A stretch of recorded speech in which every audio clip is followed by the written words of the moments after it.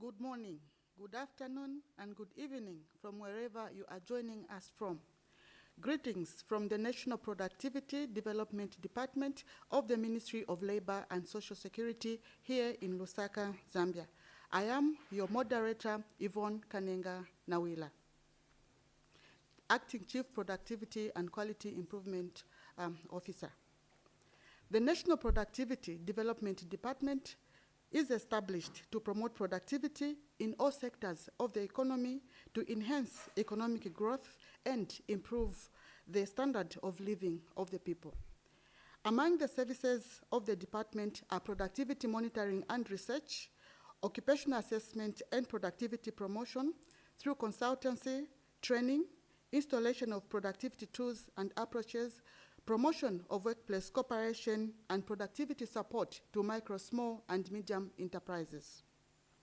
Today we are glad to present the Productivity Zed 360 Expert Talk virtual program to be launched by the Minister of Labor and Social Security, Honorable Brenda Mwika Tambatamba MP. The program, Productivity Zed 360, entails the desire for the ministry to fulfill its mandate of promoting and translating productivity into themes that are consistent with Zambia's developmental agenda, strategies, and socio-economic structures, hence ZED, and 360 implying the edge to holistically promote productivity, continuous improvement to attain excellency that will spur individuals, institutions, and the nation to work in a concerted manner to raise productivity and competitive levels in the country. The program will, among other things, promote networking with various experts in productivity and quality as we implement the National Productivity Policy. I wish to state that this is an interactive program on YouTube. Simply type your name, your institution, and country you are joining us in the chat box. After the presentation, your comments and questions will be responded to during the 30 minutes plenary. This is a 1 hour, 30 minutes program. So today is the launch of this program by the minister, and it is going to be hosted by Mr. Cyprian Mayamba, who is the National Productivity Development Director and is also the president of the Pan-African Productivity Association, PAPA. It is now my singular honor and privilege to invite Mr. Cyprian Mayamba to share insights on productivity perspective on the African continent. Mr. Mayamba, sir.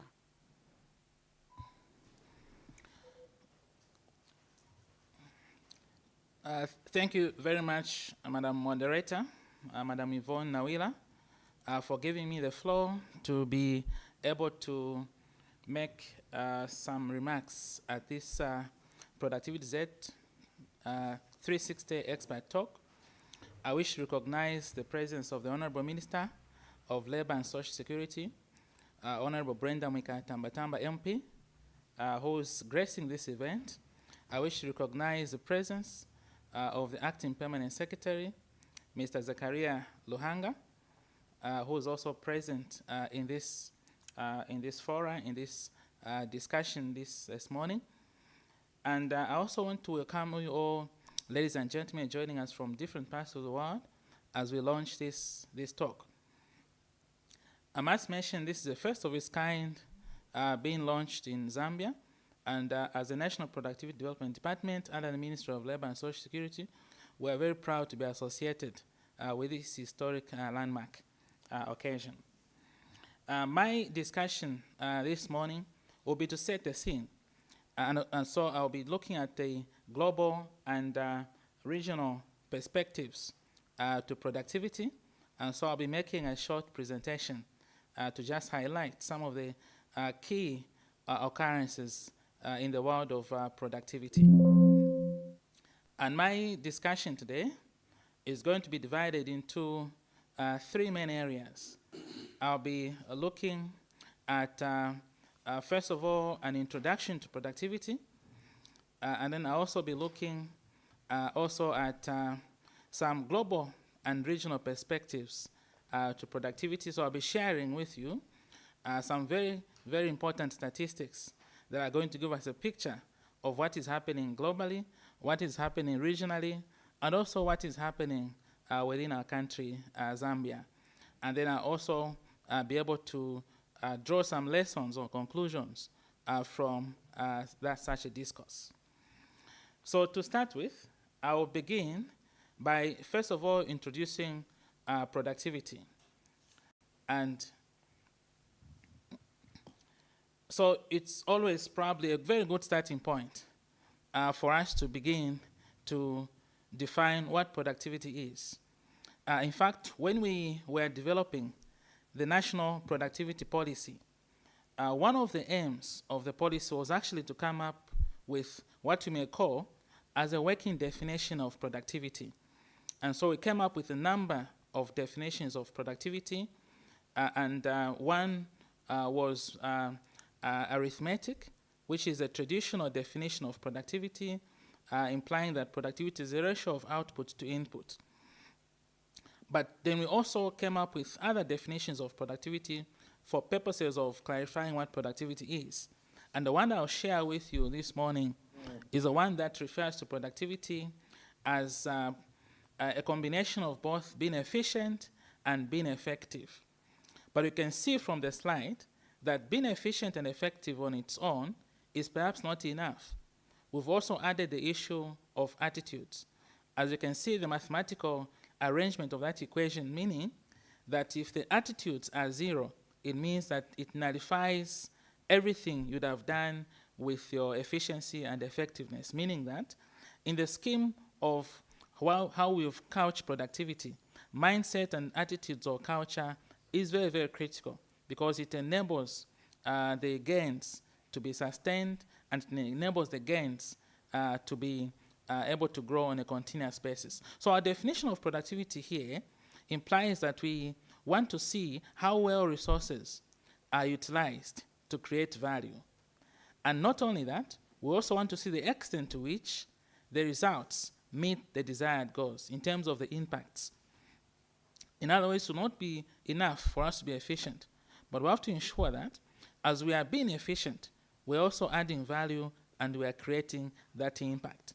But most importantly, we are saying productivity is really at the end of the day a state of mind. And that's a determination that we need to improve on yesterday's performance and to do even better. So we must be in a spirit of continuous improvement. And this gives us hope because at whatever stage we are, even as a country, it gives us hope that we can be able to improve. Now, also very quickly, why is it that productivity has even warranted us to have a policy, a national policy, to outline how the country is going to pursue various measures to improve its levels of productivity? There are a number of benefits that productivity gives us, and I'll share with you just a few of them. The first one is that productivity is most significant, especially as it relates to the workplace. And because statistically we know that most of the household incomes are actually derived from employment through wages. In fact, it's a well-known fact that in the first world country, in the heavily industrialized countries, about 80% of household incomes actually come from wages because they have much higher levels of employment. Whereas in the poorer countries, it's only about 20 to 30% of the household incomes which come from wages, meaning that there's a yawning gap of almost 70 to 80% of households who are deprived of incomes because they do not have jobs. And so what productivity does as a starting point is that in the workplace, it leads to creation of value. And as value is created, enterprises will be able to grow, become profitable, become sustainable, and therefore they will have the ability to pay decent wages. So productivity has got this one advantage of providing decent wages. And with decent wages, we know that it leads to improved livelihoods of the workers. And also leads to safe and health working conditions in the workplace, because some of the techniques that we advocate for use in enterprises are those that help us be able to improve the safety and the health environment of the workers. But on a large scale, productivity has also got the effect of leading to competitive prices, because we are being efficient, we are being more effective. In the long run, productivity will have a positive impact on the prices in the sense that the cost of doing business will be lowered and the prices on the market will also be able to reduce, therefore making the goods and services much more affordable for the consumers and therefore for the benefit of the citizenry. For the enterprise, of course, it leads to increased profits. And we know with increased profits, we'll be able to grow as enterprises and therefore be able to create much more jobs. And not only jobs, but also jobs that are said to be productive jobs. And what we mean by productive jobs, it is those jobs where the workers are getting decent wages. By the way, there's a difference between just having a job and having a productive jobs. So in terms of statistics, we'll say those that have productive jobs are those who are in employment and they earn sufficient wages to be able to meet their daily needs. They are not what we call the working poor. They are those that are in employment, but they're actually poor because they live from paycheck to paycheck, all right, without any sort of additional incomes to improve their livelihoods. But also for the economy as a whole, productivity is actually very, very useful because it leads to national competitiveness. And if we are aspiring as a country as we are, that by 2030, we should be a prosperous middle-income nation where our people are going to live a very good standard of living. Productivity is one of those enablers which can enable us to reach that mark. And so these are some of the reasons why it has warranted that we should have a national policy on productivity and why as a Minister of Labor and Social Security, we are stepping up in efforts aimed at improving the country's levels of productivity. But let me now give a global perspective. Now, this is not just a subject that is important to us as a country, Zambia. But let me show you on the global stage how other countries are performing. Globally, I'll give a synopsis of the 5 best performing countries in terms of labor productivity as of 2021.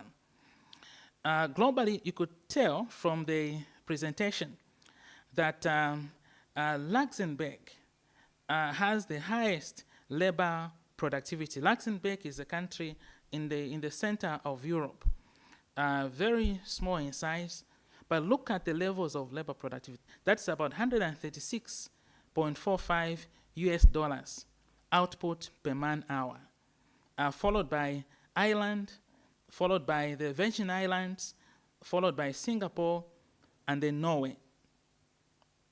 So you can tell that out of the global picture, out of the 189 countries that the ministry has monitored, Zambia is currently ranked at around 155. Of course, we still have quite a lot to go, a lot of ground to cover, but this gives us hope that at least we are not the last in terms of the pecking order. But obviously, this gives us this should give us more motivation to even do well. Now, what is most interesting is that when it comes to the SADC region, the analysis shows that in terms of the SADC region of all the 16 member countries of SADC, and to just bring this home, excluding Seychelles, for which data is readily not available at the moment, you'll find that Zambia is ranked number 8. And in the region, the SADC region, Mauritius ranks number 1 at 24.76 US dollars output per man hour, followed by South Africa and Botswana. And you find that the top 3 countries also have labor productivity in excess of 20 US dollars per man hour, which the International Labour Organization actually advises that this is an indicator of a productive country above 20 US dollars. Zambia is currently at 4.55 US dollars per man hour, which, as you can see, is falling short of the average of about 9 US dollars for the SADC region. And so you could tell that the lowest in the region is a Democratic Republic of Congo at 1.68 US dollars per man hour. This also indicates that there's room for the country to be able to improve on its labor productivity. Now, the key lessons from this, very, very quick synopsis for us to take away from this discussion is that you see on the global stage, the countries with the most productive countries globally are also some of the most competitive economies in the world. Take an example of Singapore, which in 2017 actually had an excess on their budget, had a surplus on their budget, leading them to actually pay out citizen bonuses for simply being a productive country. Countries like Norway, we all know that they are some of the most competitive countries in the world. So there's actually now, you can see, a very clear link or correlation between being productive and being competitive. As well as on the region, you can tell that countries such as Mauritius, South Africa, and Botswana have higher labor productivity levels in the SADC region. But also, you notice that these are some of the countries with well-established productivity centers. The South African Productivity Center is more than 50 years old. Mauritius has well-established and very strong productivity center, as well as Botswana. So these are national institutions that have been set up to promote productivity in these countries, and you can certainly see what the results are. And you can tell that Zambia, sitting at number 8 in the Southern region, is of course falling short of the SADC regional average of about 9.18 US dollars per man hour in terms of labor productivity. But also, this validates the need for our country, Zambia, to take deliberate steps to realign the economy. And this obviously is provided for in our blueprint, which is the 8th National Development Plan, as well as the National Productivity Policy. So we'll just need to step up these efforts to ensure that we, too, in the SADC region can begin to rank among some of the most highly productive countries. And this, therefore, shall be the tone of this talk in terms of how do we get Zambia perhaps into the top 3. How do we ensure that Zambia will now sit amongst the most productive countries, not only in the SADC region, but as well as on the African continent. In fact, the president has already pronounced himself, Mr. Hakainde Hichilema, to this particular fact that we are now in the Champions League. So we now have to fly amongst the eagles on the global stage. And for us to be able to do that, we would have to be a productive and competitive nation. Now, in conclusion, we're saying, productivity does not just happen by accident. It is as a result of commitment to excellence. And hence the theme of this talk, continuous improvement, excellence through continuous improvement. Because we are going to always insist throughout these discussions that we pursue excellence as a nation. Because it does not happen by accident. Deliberate steps will have to be taken. To pursue excellence, we'll have to have intelligent planning and focused effort, as well put by one Paul Joe Mayer. With that, Madam Moderator, I thank you for giving me the floor to be able to share those insights. Thank you. Thank you very much, Mr. Mayamba, for those insightful statistics that you have shared with the participants this morning. So this is good enough for us now to begin to brainstorm and ask questions and comments as to how we are going to change the scenario. We are still discussing, and at this particular point, allow me to invite the Acting Permanent Secretary, Ministry of Labor and Social Security, Mr. Zachariah Luhanga, to give his remarks as a result of the presentation that has been given. So thank you very much. Mr. Luhanga, sir. Thank you, Madam Moderator Yvonne.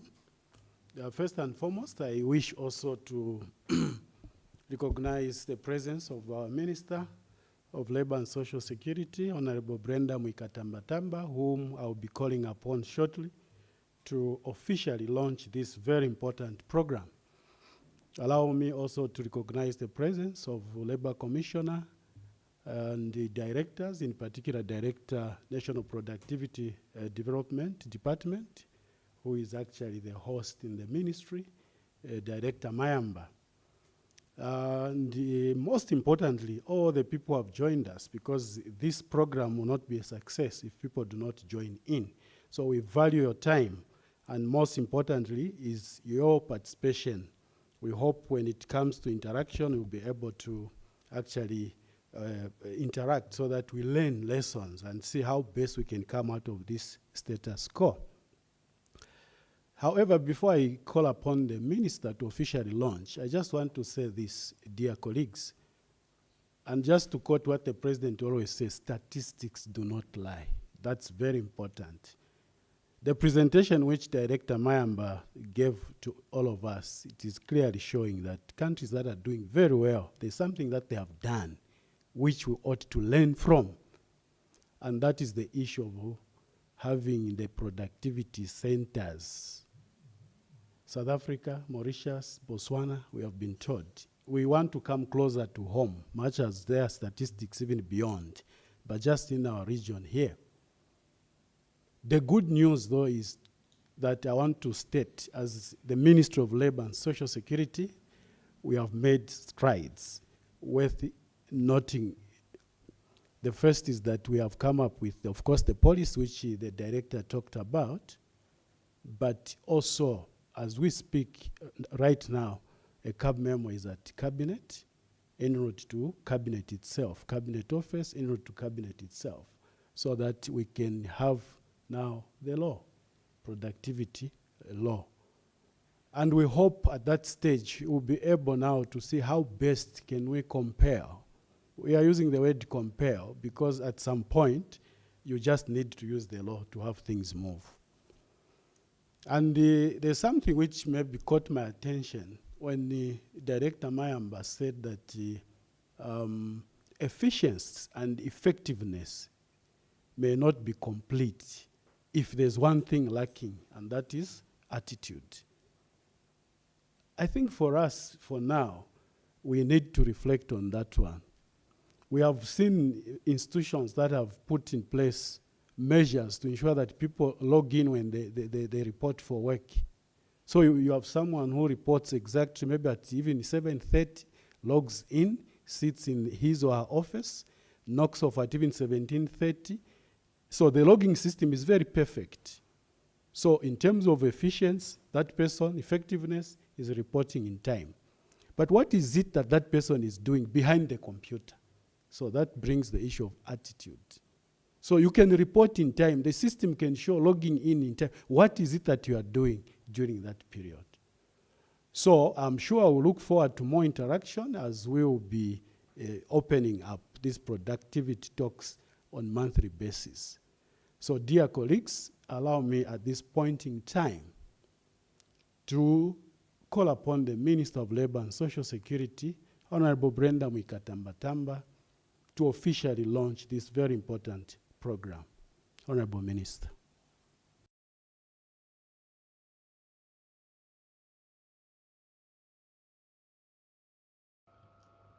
Thank you very much, Acting PS. And may I also convey a warm welcome to all members who are participating virtually. It is my honor and privilege to officially launch the Virtual Productivity Zed 360 Expert Talk. This platform is meant to be a convergence of expert ideas from different perspectives on how we can transform Zambia as a global leader.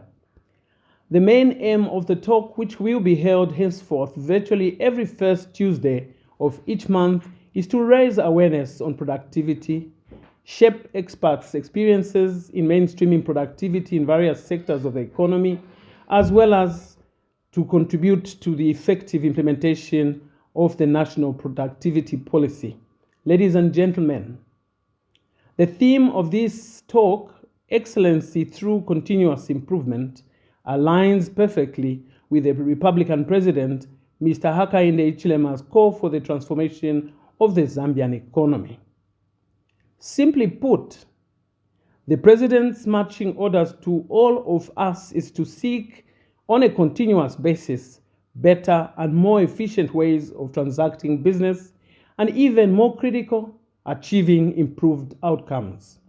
Therefore, the launch could not have come at any better time than now, when just a month ago, the government of the Republic of Zambia reached an agreement on a comprehensive debt treatment with its official creditors under the G20 Common Framework.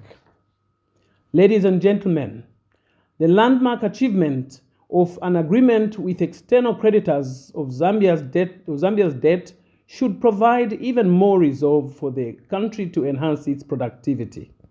There is need now, more than ever before, for Zambians to look inwards for increased revenues, prudent management of resources, full and efficient exploitation of our natural resources, increased value addition, and enhanced competitiveness. These are not only ingredients of a robust economy, but also a progressive people that we aspire to be.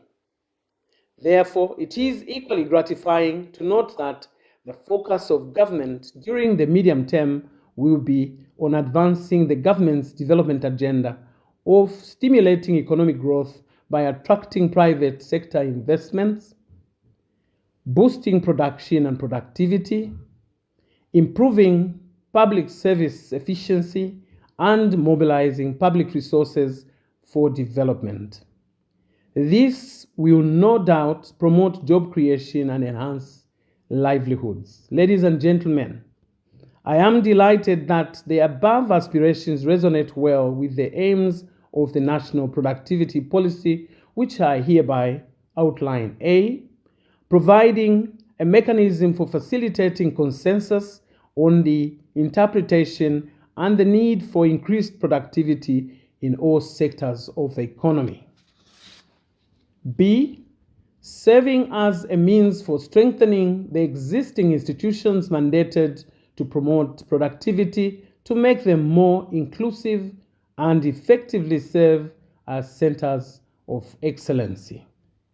C, acting as a catalyst for motivating individuals and organizations in all sectors of the economy to work in a concerted manner in efforts aimed at raising national productivity levels.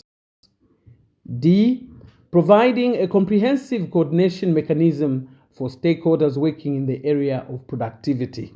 Ladies and gentlemen, government continues to be concerned with the low levels of productivity in the country, which, according to the Zambia Productivity Report published by my ministry, contracted by 21% between 2019 and 2020.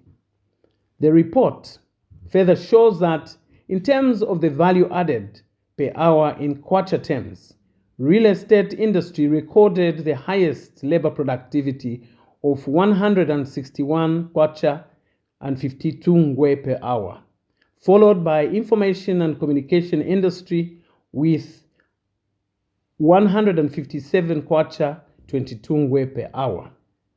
The industries with the lowest labor productivity were other services at 4 kwacha, 1 ngwe per hour, and agriculture, forestry, and fisheries industries at 7 kwacha, 8 ngwe per hour.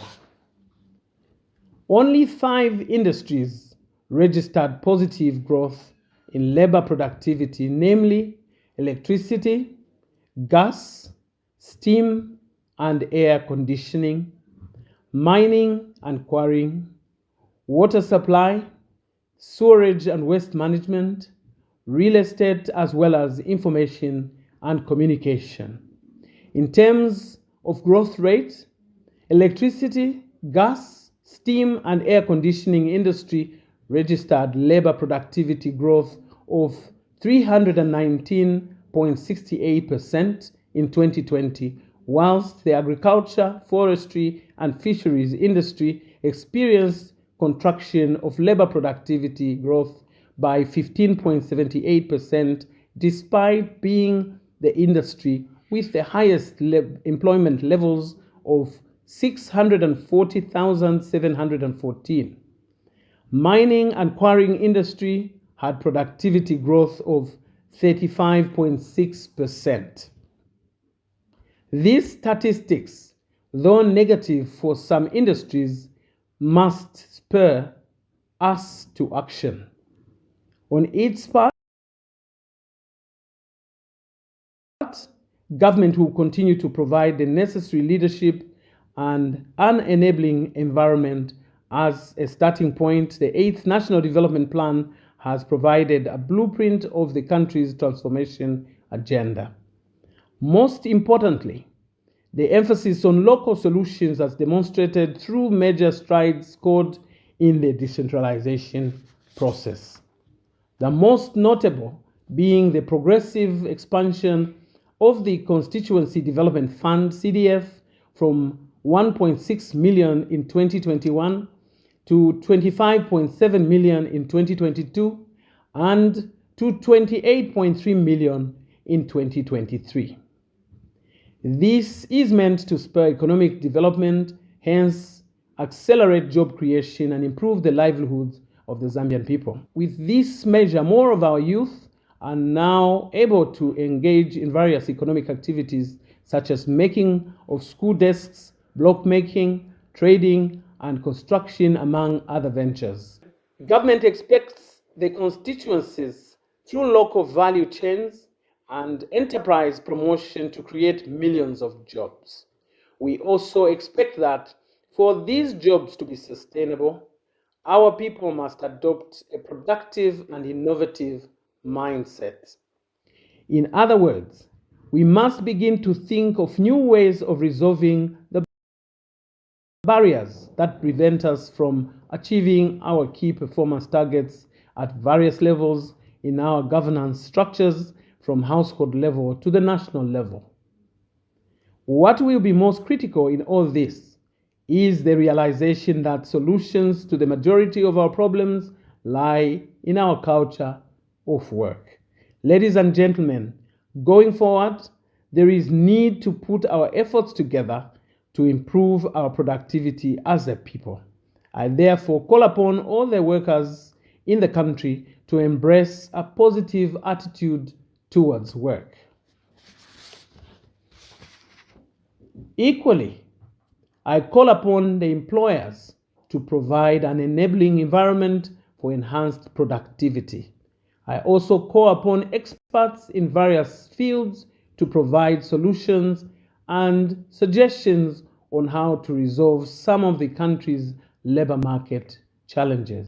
Ladies and gentlemen, with these few remarks, I now declare that the Productivity Zed 360 Expert Talk is officially launched. I wish you all very productive deliberations as I look forward to a very candid discussion on the subject of labor productivity. I thank you all. Thank you very much to the Honorable Minister of Labour and Social Security, Brenda Mwikatambatamba MP, for launching this program and providing insights on Zambia's labour productivity performance. This is very important for us as we start this program. As the Minister has said in her remarks, this will be a monthly program which will be brought to us every Tuesday of the month. So please stay tuned for more of such discussions. We are now getting into plenary, and I have tried to collect one or two insights from the participants. But before I do that, just allow me to give a reflection of the presentations that have been given by our presenters today. In the first discussion, Mr. Cyprian Mayamba gave some global and regional perspective of productivity performance for productivity performance of Zambia. I think we saw those statistics which were emphasized and re-echoed by the Acting Permanent Secretary, Mr. Zakaria Luhanga, that numbers indeed don't lie. The two have actually provided a platform for us to begin to think and deliberate on how best we can raise the productivity levels that have been cited as low in Zambia. The Minister has further given the statistics and named different sectors' performance in terms of labor productivity. What that now means to each one of us is that how do we contribute to changing these numbers? So I will get back to my presenters and just get some few reflections on what the Minister has said in light of various low labor productivity, as well as the the age for us to adopt a productive mindset. So in practice, how does that sit? What do we need to do?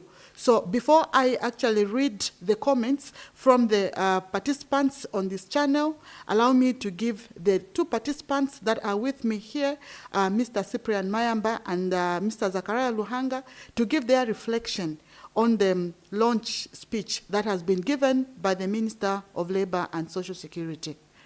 Thank you very much. Mr. Mayamba, sir, I'll start with you, and then I'll conclude with Mr. Luhanga, and then get to the comments that have been given by our participants.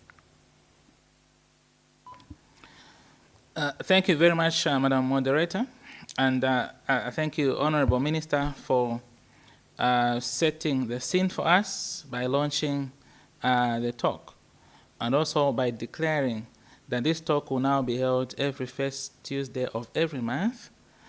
For us, that too is a marching order to ensure that we bring on board various experts that are going to speak to various subjects that are related to productivity in various sectors.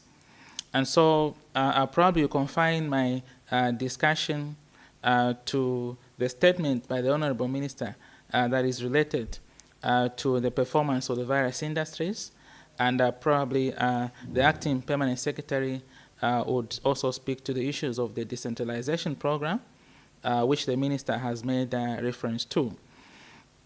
Now, in terms of performance, you note that out of the 19 industries that we've been tracking as a ministry in terms of labor productivity over time, and by the way, we've been tracking and we have statistics available for the past 10 years, which can be sourced from the ministry website for purposes of those that are undertaking research or those that would want to understand Zambia's productivity profile.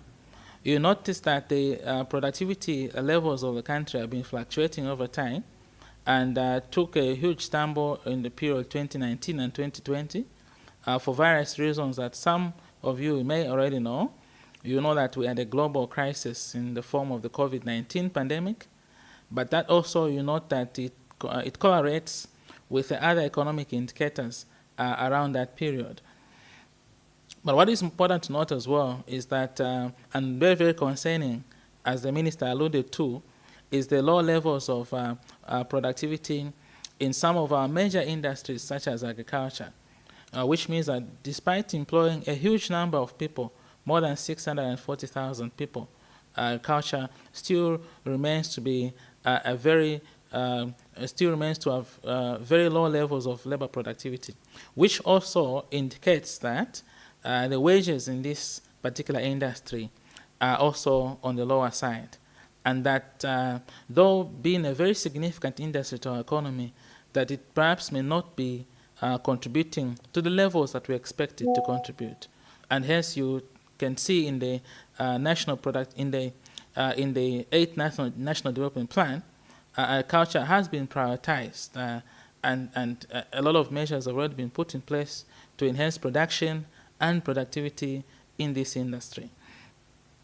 You also notice that in terms of the factors that have led to low levels of productivity in some of the industries include low levels of technical skills, and you can tell in most of those industries that are not performing very well that they are one, labor intensive, but that the quality of the labor that we have in those industries is deficient in terms of mostly technical skills. So that also speaks to the need as a country for us to be able to step up in the development of the necessary skills that are going to propel some of those industries forward. Examples I've just given are manufacturing, agriculture, where there's need for more technical skills. Then you're also going to notice that during the same period, there are industries that perform very, very well, such as electricity, gas, and steam. Industries such as information, banking, and telecommunications. Those performed very, very well because during that time, there was more orientation towards the use of virtual platforms, of online banking, and the accessing of various services through online means due to the COVID pandemic.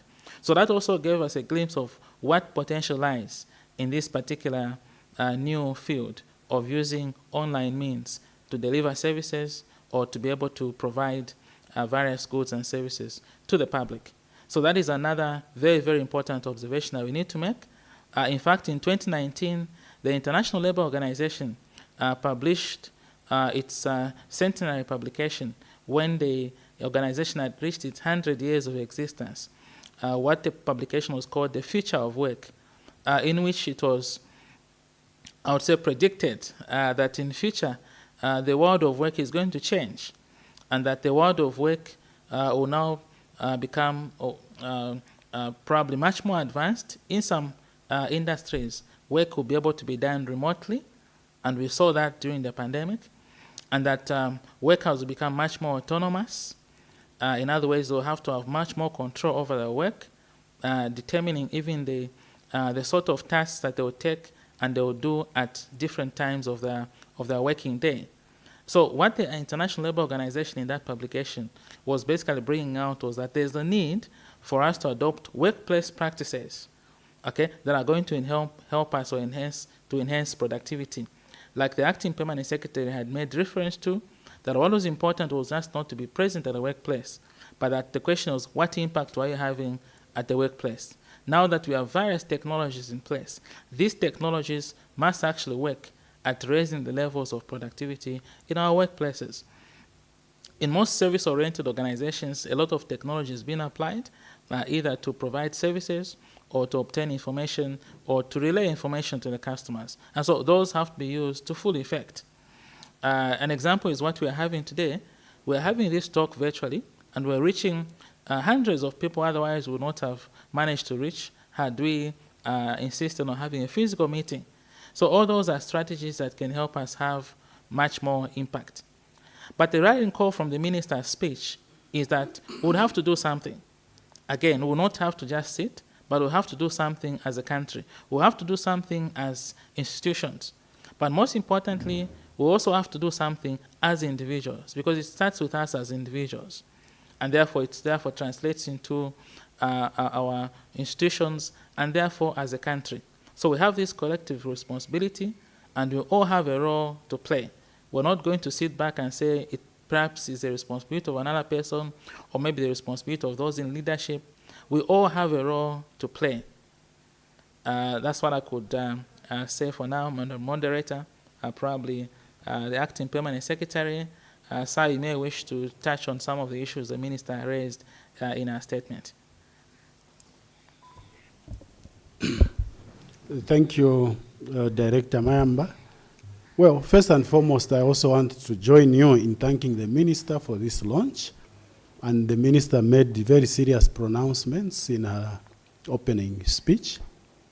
And what comes to me to mind very quickly is what perhaps you have said. And I just want to say this. Those sectors that performed very well, according to the productivity report, what lessons can we learn? Those sectors that did not do well also, what is it that they did which contributed to us not doing well? Contracting by 21%, that should be very worrying for us as a country. Very quickly, moderator, because I know you also want to give an opportunity to people to ask so to interact. I just want to touch on one major policy pronouncement by the New Dawn government of CDF. From 1.6 million in 2021 to 28.3 million this year. And when we say this is a major milestone, dear colleagues, how many constituencies do we have in Zambia? 156. So to each of these, you multiply that amount. So all what we are saying, yes, there have been issues to do with implementation. The beauty is government is well ahead. The CDF Constituency Development Fund bill is now before the relevant authorities to ensure that we unlock those issues which contribute to us not doing what we are supposed to do. So basically, what we are saying is there will be economic development in each of these constituencies dotted across the country. As from Ministry of Labor, what we are saying, decent work is very critical. Whatever is happening, like what was earlier highlighted by Director Mayamba, we don't want anyone to abrogate labor laws, even as we do these activities, because the laws are there to govern. The laws are there to help us ensure that we deliver to the expectations of our Zambians. So for now, moderator, I wish to say we leave a bit of room just to get one or two in case of feedback from our dear colleagues out there. Thank you very much. Thank you very much, Acting PS and Mr. Mayamba, for the reflection on the Minister's speech during the launch of this program. I have some few questions and concerns from the participants, and the first one is just an acknowledgement that productivity is a mindset change issue. And our sister Sylvia Mwansa emphasizes this and says that we need to seek on a continuous basis ways of improving productivity. The question comes from Eastern Province. What has happened to the establishment of the National Productivity Committees in the province? The next question that we will look at in this first phase of the plenary is pertaining to the minister's call to improve productivity in this country. And the question says that the minister's call requires a program follow-up on policy pronouncement and dialogue with industries. What is the ministry doing in that regard? We have another question that is also acknowledging that productivity is actually a serious issue, and the mindset on productivity is of serious concern. And so the question is, do we have efforts in mainstreaming productivity in the education sector? The last part of the question in this first phase of the plenary is that we need to marry knowledge management and productivity. So we'll ask my presenters to give some responses to these questions that have been given by our participants. So I will call upon Mr. Mayamba, who has actually given us a direction on the ministry's productivity agenda. Mr. Mayamba, sir, maybe you may take on one or two questions that you have picked from the 5 that I have given from our participants.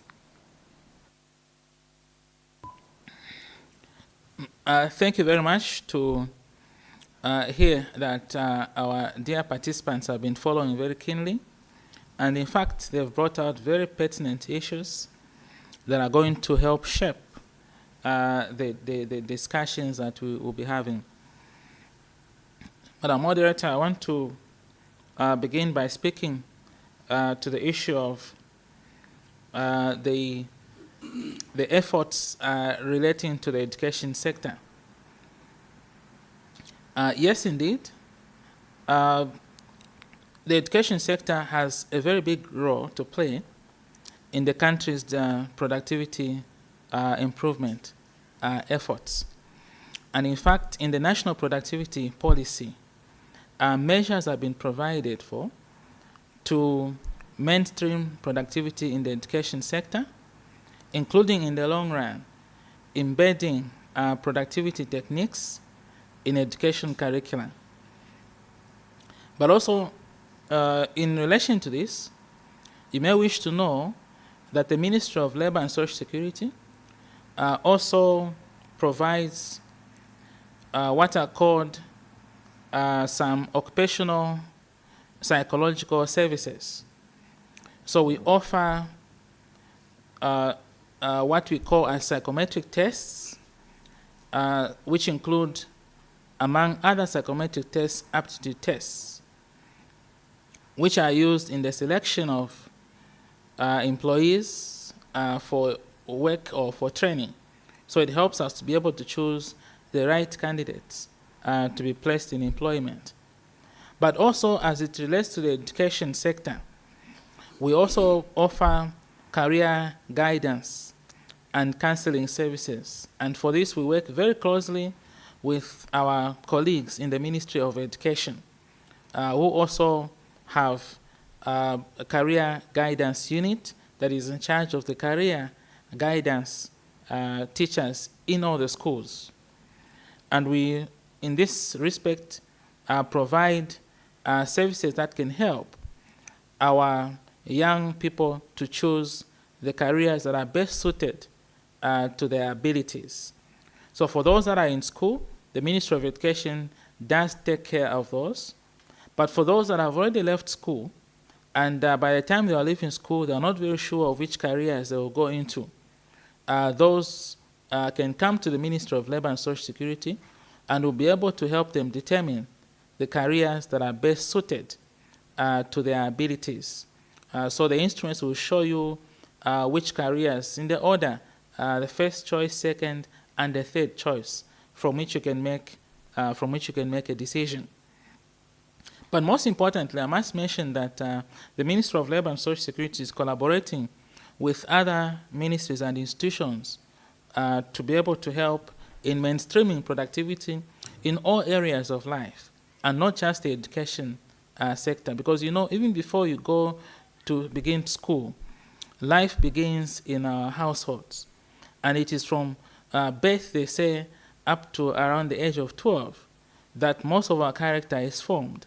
And so what the Honorable Minister mentioned regarding our attitude towards work, our mindset, much of it is formed in our households. And therefore, we're looking at mainstreaming productivity in all areas of life, from the time somebody is born up to the time somebody leaves this earth. As a matter of fact, the Ministry of Labor is one of those ministries that actually takes care of the welfare of people from birth to the grave. Because when you are born, you're required to have good health, and the Ministry of Labor also does provide services that are related to that. As you may know, the National Health Management Insurance Authority is under the Ministry of Labor, which works closely with other institutions and ministries within government to be able to help provide health care to all the citizens, as well as when you begin your work up to the time you retire, even beyond retirement, through social security.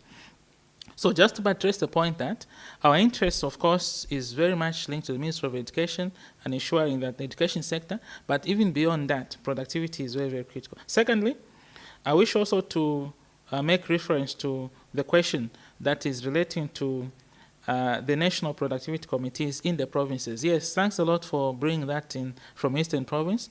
The National Productivity Policy provides for establishment of productivity coordinating committees in the provinces. And the ministry has engaged the relevant authorities to be able to designate the provincial development coordinating committees as the bodies that shall coordinate productivity matters at province level.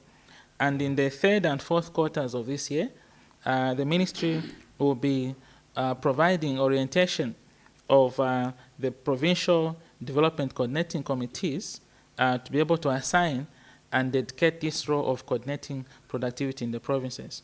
It is based on good guidance that we need not set up additional structures or committees in the provinces, but rather utilize the very effective committees that are existing in the form of provincial development coordinating committees. So expecting before the end of this year, we should be able to have the committees fully oriented, and they should begin to undertake their work.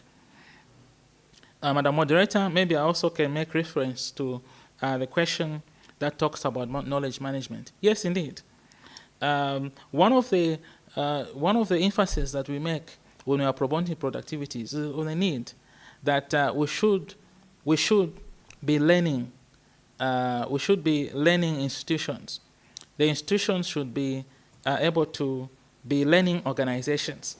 In other words, they should be able to grow based on the lessons that they pick. In the same way as a country, we should learn from the past for us to be able to make a brighter future.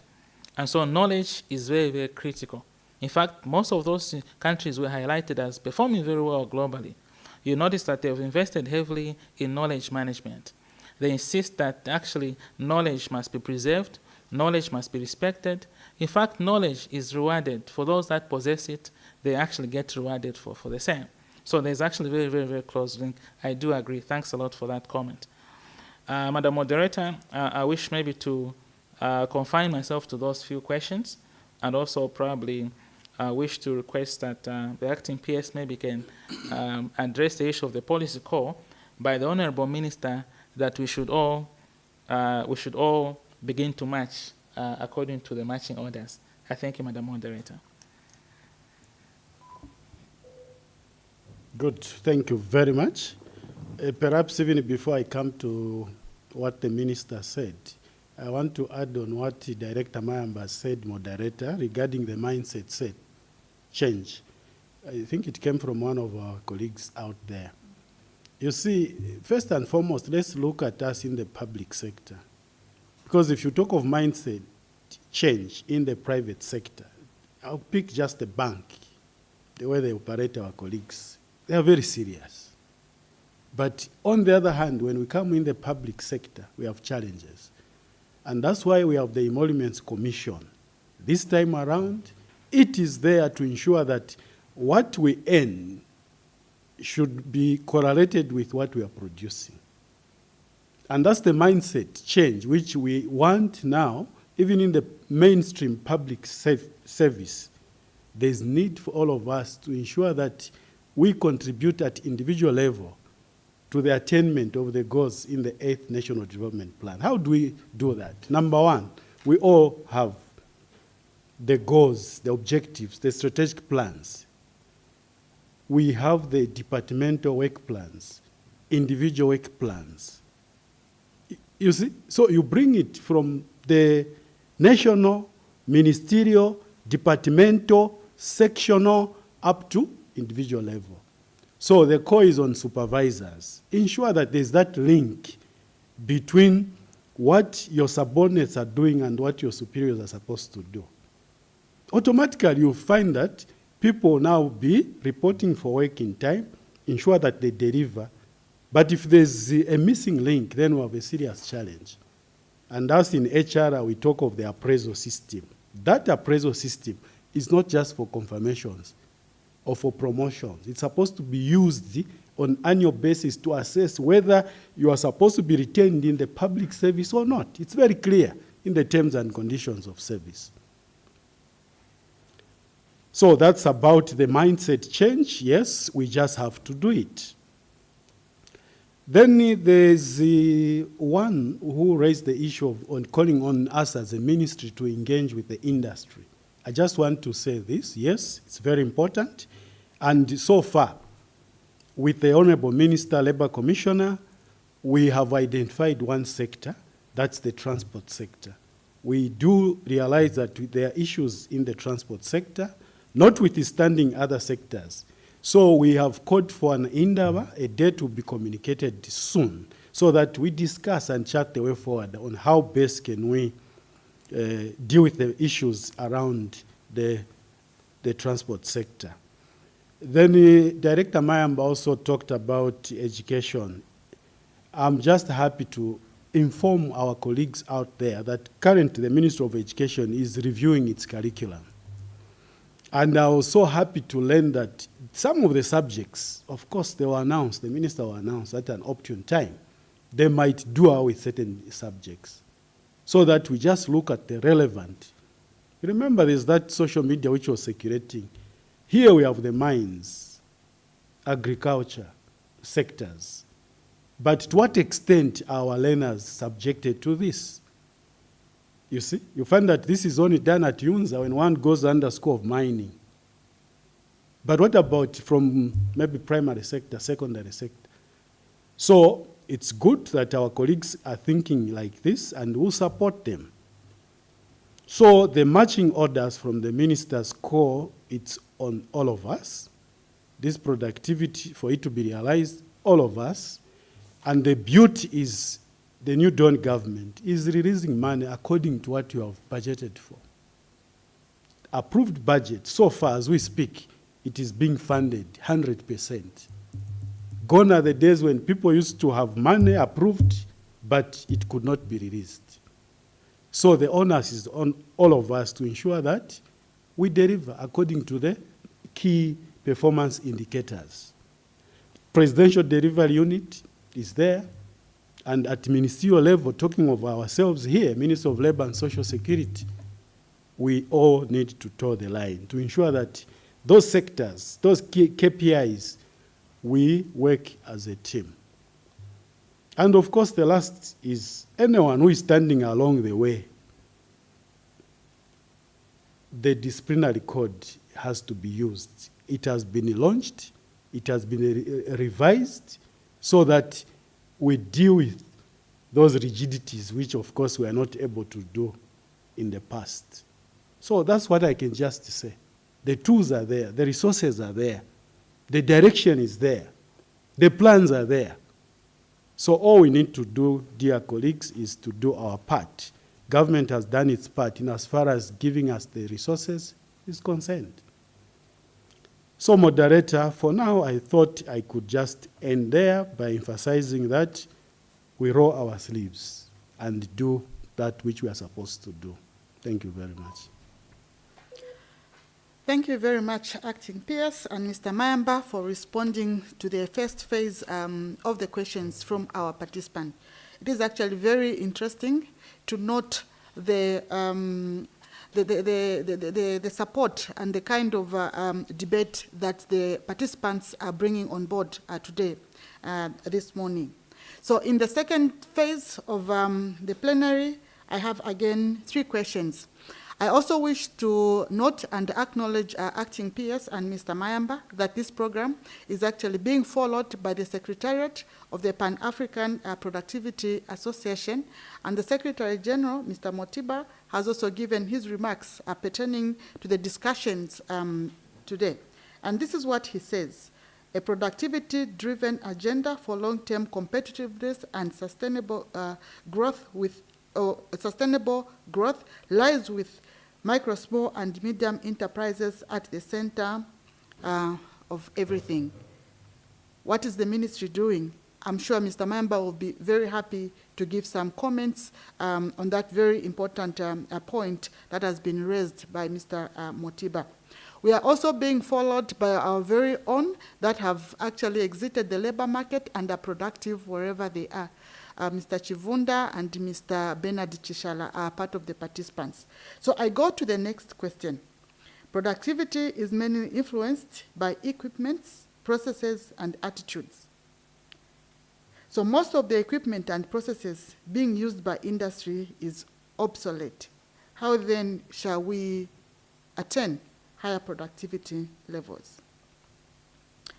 The third question is saying, besides having statistical records, do we have performance benchmarking to establish best practice from most productive countries? The third question, which I think Acting PS has touched on, is coming from Dr. Siyubo from UG, Union of Government Workers, and he's saying that the issue of employee attitude change is actually very critical. I know Acting PS has talked a little bit about this. So in this second phase of our plenary, I'll allow my presenters to make their comments on these 3 questions that have been raised. The issue of obsolete equipments and processes in industry, the issue of small and medium enterprises at the center for long-term competitiveness and sustainable growth, and also the capacity of us having performance benchmarking to establish best practices from most productive countries. My presenters.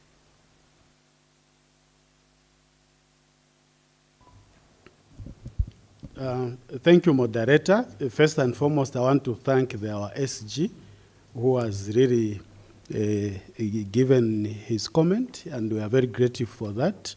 We do not take such for granted. Now, regarding the issue to do with obsolete equipment and processes, with regards to processes, there we can safely say yes. We have actually our dear colleagues in productivity department. They have been quite busy going to different enterprises, trying to review their systems and helping them. Yes, we know that they are only here at headquarters. This is why we are engaging Public Service Management Division to ensure that we increase on the numbers. And like Director Mayamba said, we are also using this technology to reach out to so many people. Now, with regards to obsolete equipment, I'm very sure this is timely. We'll be able to pass it on to Ministry of Finance and National Planning and other cabinet office to see how best can this be done. I'm sure you have heard that there are some tax reliefs to certain equipment which comes into the country. So if there's need, and government has seen the need to say we need to bring this equipment so that it will spur economic development, there's no worry within my mind that this can be a welcome move. As I've said earlier on, the purpose of this new dawn government is to unlock the rigidities. Employee attitude change. I earlier talked about it, and for me, I feel that's where we need to spend our time. And this has started at a higher level now. You remember that when the president, after the cabinet was appointed, there was a serious orientation. From there, it came to permanent secretaries. I want to report right now as I speak, there's a program that we have received from PSMD where all directors, assistant directors, and their equivalents, they have to undergo a change management training, and this has to be done August, September, and it's mandatory. So that's one area of capacity building, just to ensure that we keep on. But above all is what I said earlier on, that we need serious supervisors to do what they are supposed to do. Because training is one thing, but implementing is yet another. So basically what we are saying is supervisors ensure that there are KPIs for each and every employee, and monitor those who are not doing well, sanction them, as simple as that. You know, we need now to look at issues of getting recommendations for demotion, not just promotion. If someone does not deserve to be promoted, recommend for demotion. And we are happy now that the government has decentralized the human resource management committees. This is being done at ministerial level, provincial level, not the Civil Service Commission, where perhaps it was highly centralized, and because of the numbers, it was taking long. But this time, even here where we are, there's a committee, and it sat 2 weeks ago. They were able to substantively promote officers and retire one on medical grounds. So even in discipline, if people are not performing as per expectation, we expect supervisors to do what they are supposed to. If they don't do, again, the whip will be cracked on them, as simple as that. Then, again, the Secretary General talked about us, what is it that we are doing insofar as increasing productivity in our micro, small-scale enterprises. First and foremost, I want to say this. China is one of the developed economies. And whilst we appreciate their civil servants there, and government has recruited civil servants, but most of them are private, driven. And that's the route we are going through, even ourselves. We are saying, yes, we have over 300,000 civil servants. For the very first time, government recruited 30,000 teachers, just in the Ministry of Education. Yes, that was a bigger number in as far as history is concerned at once. But even if that was done, we still have a bigger number out there. So the point is the private sector needs to come on board, seriously so that we grow this economy. So the role of government, apart from, of course, recruiting civil servants, as it were, we are talking about creating an enabling environment so that the private sector can thrive. And so far, we have seen certain policies, policy shift that has been done and yet to be done. So I cannot agree with our Secretary General more than what he has said. The assurance is from our side as the Minister of Labour and Social Security, we are doing our part. One of the issues the cabinet approved in principle to amend the employment code. Right now, as we speak, the roadmap has been done. We are calling upon our dear colleagues, the stakeholders, if you have any issue in the current code which you feel is a rigidity, please come forward. Then we should be able to address that matter. Apart from that one, we are also reviewing the Factories Act. We are reviewing the Workers' Compensation Fund Control Board Bill, rather Act, because it's already there. The Productivity Bill, as we said earlier on, it's already at Cabinet Office. All this is meant to ensure that we create an enabling environment for the private sector to thrive. So, moderator, may I call upon Director Mayamba just to also add on one or two areas. Director. Thank you very much, Acting Permanent Secretary, for the addressing adequately most of the issues which were raised. I will try and address the issues of micro, small, and medium enterprises, in addition to what the Acting Permanent Secretary has said. Thank you, Mr. Motiba, our Secretary General for the Pan-African Productivity Association, which Zambia is privileged to chair at the moment. And also, you've raised a very important issue that MSMEs actually are the engines of economic growth. They employ the largest number of people in any country. And we are comforted in Zambia by the fact that government has actually set up a dedicated ministry to address the development of the small and medium enterprises. And so through their coordinating role, the Ministry of Small and Medium Enterprises has galvanized capacities from within government and beyond government to support the small and medium enterprises. And one of the main issues has been to address the impediments that most of them were facing in respect to sources of capital as well as capacity. And that's why we come into the picture. Because as you know, most small and medium enterprises are set up based on the passion of the owners of the enterprises. And usually these owners will be specialized in one area and may not have expertise in the other areas. For instance, a carpenter will put up a carpentry shop and they are skilled in carpentry and may not have any skills in probably managing finances, marketing, etc. And that is why institutions such as the National Productivity Development Department under the ministry, as well as the Kaizen Institute of Zambia, which is also under the Ministry of Labor and Social Security, come in very handy. And we do collaborate with our other institutions that support small and medium enterprises, especially in the area of training, in the area of setting up and strengthening of systems. But because of their large number, I must mention that this we do not do just on our own, but we also help provide support to those institutions, especially the associations that organize and support this particular sector, including those in the informal sector. So we do provide support, capacity building to those institutions as well for onward support to be rendered to the small and medium enterprises wherever they could be. Also, the issue of whether we have benchmarks to learn from within, again, the Pan-African Productivity Association, which is an association comprised of national productivity organizations on the African continent. We have membership from almost all the regions of the African continent, southern, eastern, northern, western Africa.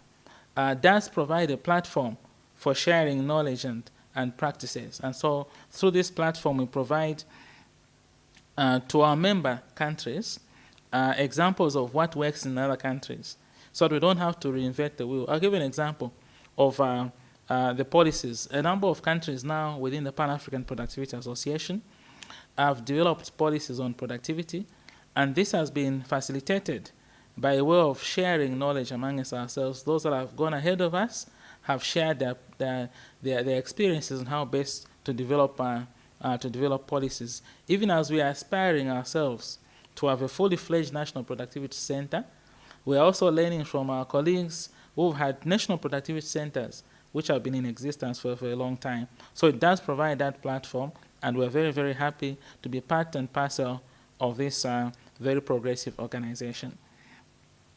With that said, Madam Moderator, I'll now wish to hand back to you so that we can learn more from our audience. Thank you.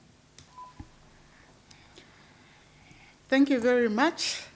I think these are very important insights that have been presented to us through the questions that you, our participants, are asking.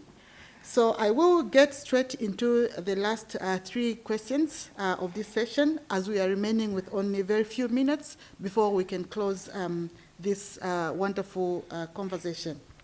So the first comment that I have is that government needs to implement the demotion policy so that you enhance employee effectiveness, which is very key to serious productivity. I also have another, I'm not calling it a comment, but I think it's a goodwill that is coming from Sylvia Mwansa of SBM Consulting and Coaching. And she says that they are ready to progress this conversation on productivity with us. And they actually have a mindset change process tool that can be used to enhance productivity. The third question actually is coming from Genevieve, and she's saying, my concern is on how best employees will manage the process. Well, stakeholder engagement with the unions who manage a large following should be emphasized in all the constituencies. I also want to add some more insights from Sylvia Mansa, who says, efficiency, time management, retirement preparedness, succession planning, and customer service, both internal and external, ending with 3 months practice as monitoring and evaluation. And they are ready to help with the difference and bring the change. So those are our last 3 questions or reflections from our participants, and I'll call upon our presenters to give a reflection or responses to the questions that have been asked by our participants. Thank you very much.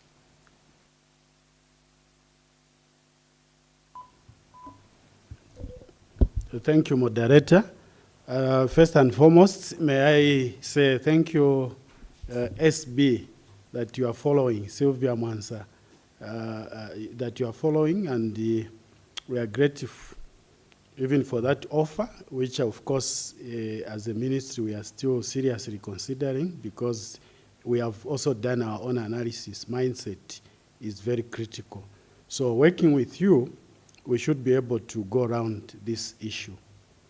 Regarding demotion policy, I think I did allude to it earlier on, Moderator, or I can assure our colleague who has asked is that now that the Civil Service Commission has decentralized the human resource management to the committees that are anchored at the ministry level, where in our case all directors are members of this committee, and the PS is the responsible officers per Service Commission Act number 10 of 2016. It is within our powers to ensure that we promote people who deserve to be promoted. We also demote people who deserve to be demoted. And for us, we are ready for that. It's not business as usual. When people bring the uppers, we analyze it. We look at it. Does this officer deserve this promotion? If they don't deserve it, we effect this, because it's within our powers to do that. Then Genevieve, thanks, and thank you also, Madam, that you are calling on us to work together with the union, because we do know that you are the bridge, of course, between management and the employees. You come in between. Social dialogue, that is one of the pillars the Minister of Labor and Social Security is always talking about. So we are ready to work with you, and do remember the ZCTU president saying that whenever we are carrying out joint inspections, they are willing to come along so that we continue sensitizing both the employers and the employees. So we are happy for that call, and we are ready to ensure that we come through for that. Moderator, those are the 3 areas which came through. And at this point in time, I feel like you said we were coming to the end. I will call upon, of course, through you, Director Mayamba, in case he wants to add on one or two before we conclude. Thank you. Thank you, Acting Permanent Secretary.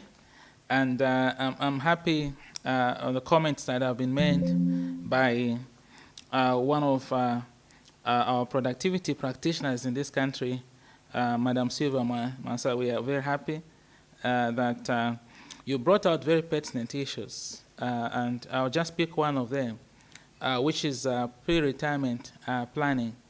In fact, in the National Productivity Policy, we've provided for development of a strategy to extend the productive life of older people, because our labor market is in such a way that after retirement, we extract very little value from our citizens because we do not have frameworks that they could still render services to this country.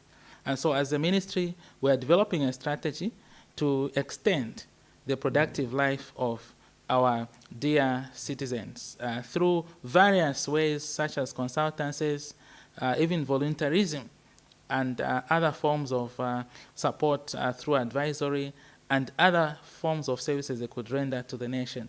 Because, by the way, the country has invested a lot in building their capacity through training and through experience. I'm very happy that you brought that out. And I'm also happy that you are willing to, as you've always been, able to collaborate with us and other institutions that are promoting productivity in this country. You know, my mentor and teacher, Professor Bernard Shala, who I think is following this program, always quoted the former president of Botswana, His Excellency Kate Masire, who had once said that productivity improvement is like boiling the sea. And so imagine if you are to boil the sea, it means you need a lot of people to light up the fire at different portions of the sea. And this would have to be done consistently for the water in the sea to actually boil. So the role of improving productivity in this country should not just be left to the Ministry of Labor or to government. In other words, all of us have to play a part. So we're very glad and happy when we hear our colleagues in the private sector coming on board to work and collaborate with government to enhance the productivity of this country. I thought I should mention that and therefore make this call that as we go forward, we'll be looking forward to collaborating with all those institutions, both in the public and the private sector, including individuals who would want to come on board for us to be able to boil this huge sea. So the harvest is plenty, I should say. We all need to put our hands on the plow and work together. Thank you, Madam Moderator. Thank you very much. It has been a very wonderful discussion on how we can mainstream productivity in all sectors of the economy. I want to thank our presenters, the Honorable Minister of Labor and Social Security, who has given us marching orders on how we can improve productivity and given us the zeal to all work in a concerted manner to improve the levels of productivity which have been cited low in this country. I also want to thank the Acting Permanent Secretary, Mr. Zakaria Luhanga, who is very busy but found it very important to be with us on this very important subject of productivity. I also want to thank the Director, National Productivity Development Department, who is also a Pan-African Productivity Association President, who has joined us and given us different perspectives on productivity globally and in the region. It has been a very wonderful discussion, and I think we have learned quite a lot. As I said earlier on when we were starting, this platform is meant to enhance networking and get expert views on how we can mainstream productivity in all sectors of the economy. And this program has actually highlighted policy linkages to productivity improvement. I want to thank you much more, you the participants that have taken time to join us today to participate in this program. There's a lot that we need to discuss and bring on board as we mainstream productivity in this country. Like it has been said, productivity is not an end in itself, but improving labor productivity, that is the output per worker, is actually what is going to sustain our improvement in terms of quality of life. So, from me, from the National Productivity Development Department, please subscribe to this channel and also click on the notification button for the next presentation on productivity next month on the 5th of September. I wish to see you there, and please sell the message. Thank you very much.